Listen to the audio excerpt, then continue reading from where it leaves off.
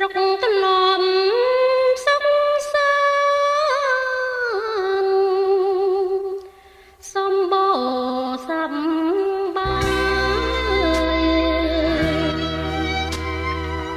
ស្ថានភាពនយោបាយផ្លាស់ប្ដូរវិលវល់ខ្ញុំអ្នកនឹងងផ្លូវមិនដឹងមិនយល់ចិត្តសែនកង្វល់អាណិតភូមិស្រាអនិច្ចារូបខ្ញុំព្រាត់ឪព្រាត់ម៉ែព្រាត់ម្ចាស់ចិត្តស្នេហ៍ឃើញតែក្តីទុក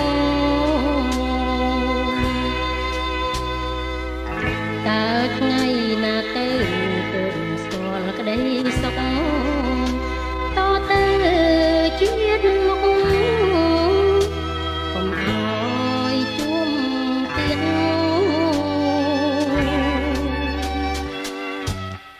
តែទួង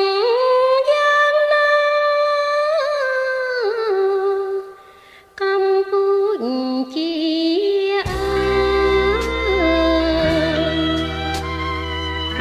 ខ្ញុំមិនភ្លេចឡើយព្រៃភ្នំភូមិអ្នក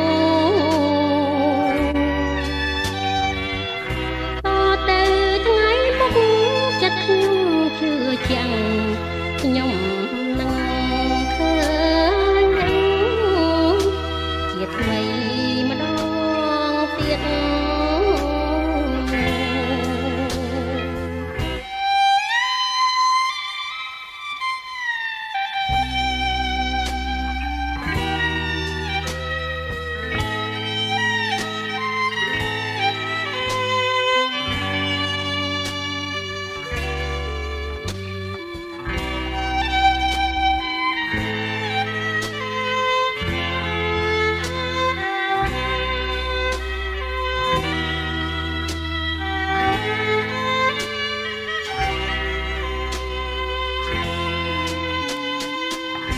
ហង្និច្ចារូបខ្ញុំ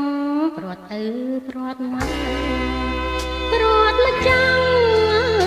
ចិត្តស្នេហ៍